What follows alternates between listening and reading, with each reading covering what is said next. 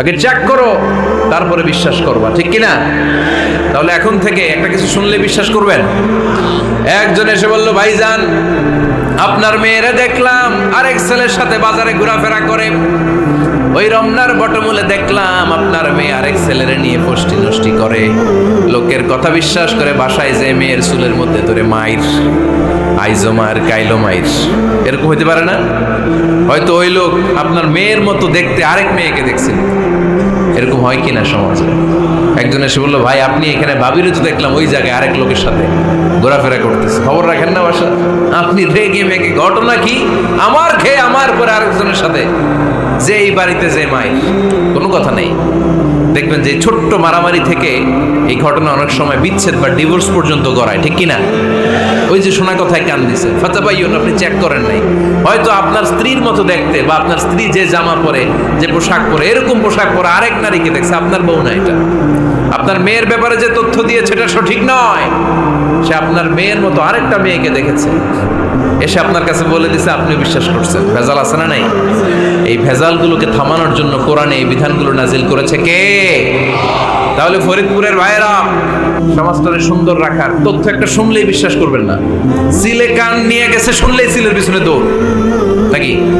কি করবেন? আগে কানে হাত দিয়ে একটু দেখবো কান দুইটা আছে না নাই, তারপরে চিলের পিছনে দৌড়ান। তাহলে এখন থেকে আমরা তথ্য একটা শুনলেই বিশ্বাস করব। তাহলে কি করবেন? বলতে হবে কি করবেন? যাচাই বাছাই, জাস্টিফিকেশন অফ দ্য নিউজ।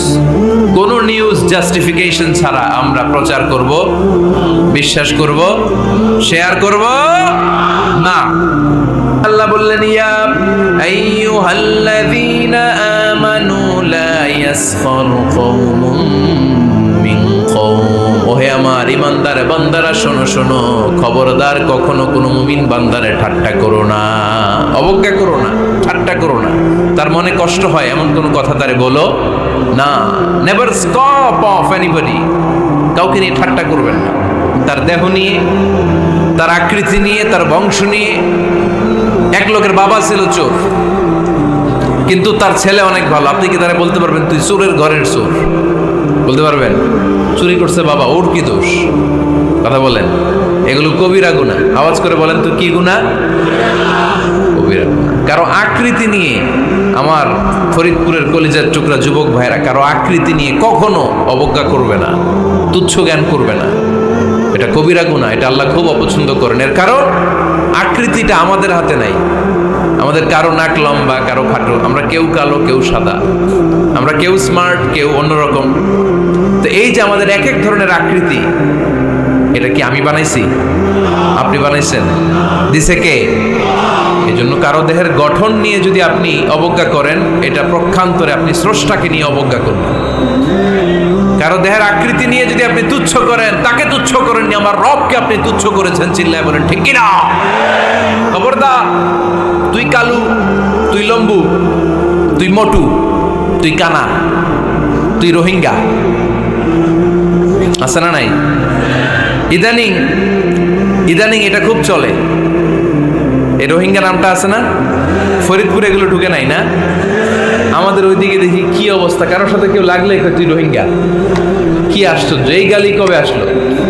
হ্যাঁ, অনেক ধরনের গালি। ঢাকায় আর একটা চলে, ফইন নির্বুত। কি বলে? এই এগুলো আগে শুনি নাই আমরা, রিসেন্ট এগুলো বলা শুরু করছে। ফইন নির্বুত, রোহিঙ্গা না। এগুলো বলে আপনি কাউকে অবজ্ঞা করতে পারবেন? পারবেন না। খবরদার, এটা কবিরা গুনাহ, এটা ছোট গুনাহ মনে করবেন না। কারণ আকৃতি নিয়ে তুচ্ছ করা যায় না, কারণ আকৃতি দান করেছে কে? ওয়াল্লাযী ইউসাউবিরুকুম ফিল আরহামি কাইফা ইয়াশা, লা ইলাহা ইল্লা হুয়াল আজিজুল হাকীম। তিনি এমন সত্তা, যিনি তোমাদের চেহারার অবয়ব দিয়েছেন, তোমাদের আকৃতি দান করেছেন তখন যখন তোমরা মায়ের পেটের ভেতরে ছোট্ট চোখের মতো ছিলা। মায়ের পেটের ভেতরে আমরা যখন সবাই এত ছোট্ট, তখনই আমাদের চেহারার আকৃতি দিয়েছে কে?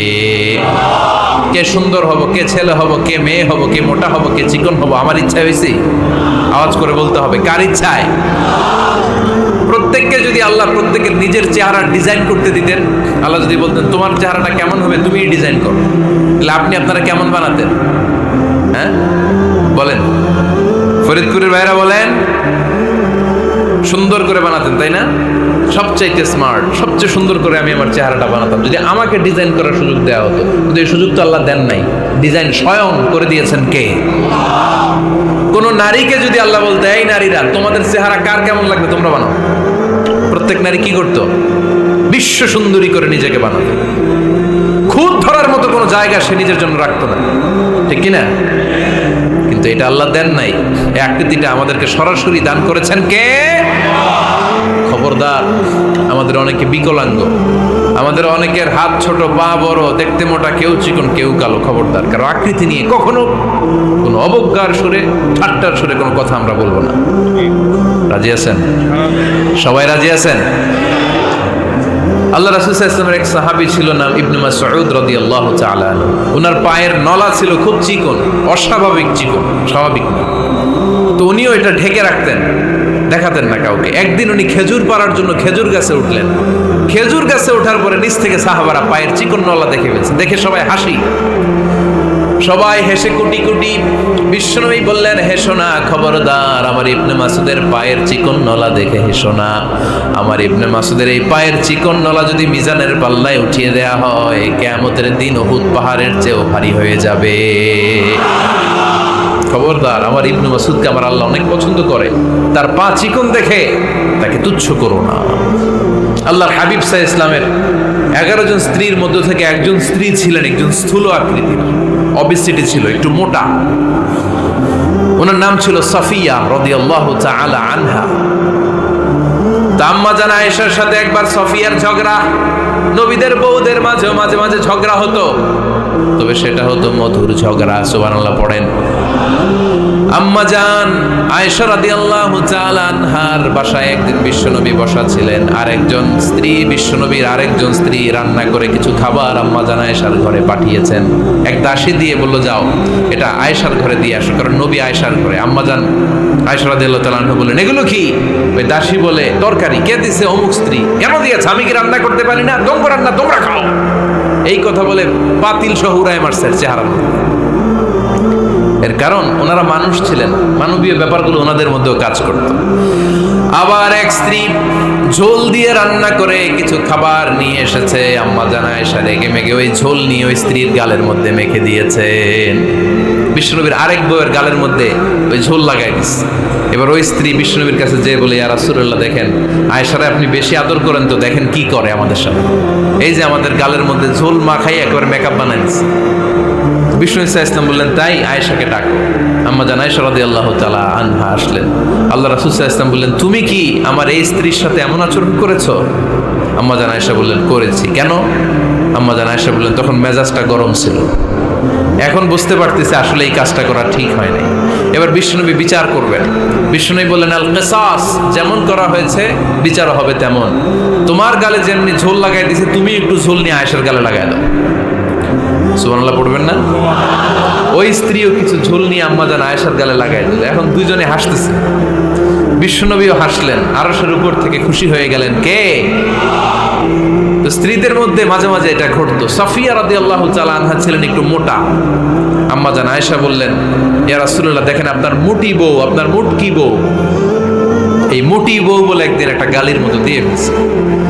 আল্লাহ রাসূল সাল্লাল্লাহু আলাইহি ওয়াসাল্লাম রেগে গেলেন, বললেন, আয়েশা এটা কেমন কথা তুমি বললা মুটি? আমার সাফিয়ারে তুমি মুটি বলে গালে দিলা রে আয়েশা। ইয়া আয়েশা, লাকাদ কুলতি লা কালিমা লাউ মুজিজাত বিমাইল বাহরি লামাজাজাতহু।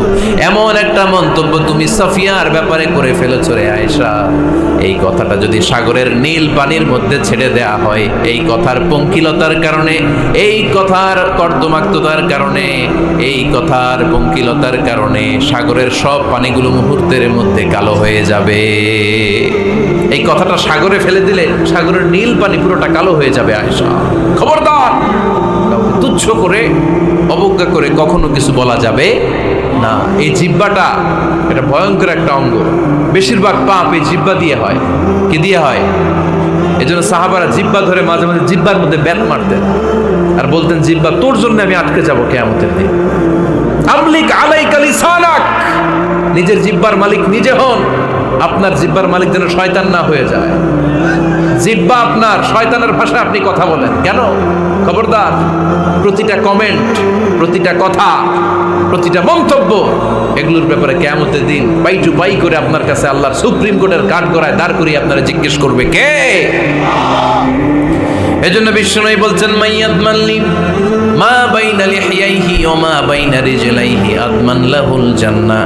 আমার কোন উম্মত যদি দুইটা অঙ্গের গ্যারান্টি আমারে দেয়, আমি আমার উম্মতকে জান্নাতের গ্যারান্টি দেব। দুইটা অঙ্গের, একটা হলো জিহ্বা আর একটা লজ্জাস্থান। দুই চোয়ালের মাঝে যা থাকে লিজ্জা জিহ্বা, আর দুই পায়ের মাঝখানে যা থাকে লজ্জাস্থান। এই দুইটা অঙ্গের গ্যারান্টি যদি বিশ্বনবীকে আপনি দেন যে নবী জিহ্বা আর লজ্জাস্থান এই দুইটা অঙ্গের কোনো পাপ আমি করব না, নবী বলে আমি দুনিয়ায় তোমার জান্নাতের গ্যারান্টি দিলাম।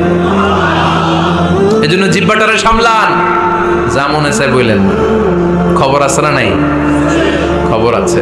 মা ইয়ালফিযু মিন কাউলিন ইল্লা লাদাইহি রাকীবুন আতীদ। যা মুখ দিয়ে বের হয় লিখে রাখার জন্য দুইজন ফেরেশতা রেডি করে রেখেছে কে? চিল্লায় বলেন। যতদিন আমরা বেঁচে থাকবো ততদিন থাকবে আমাদের কাঁধে। আমরা মরে যাবো, এই ফেরেশতারা উড়াল দিবে, ঠিক কি না?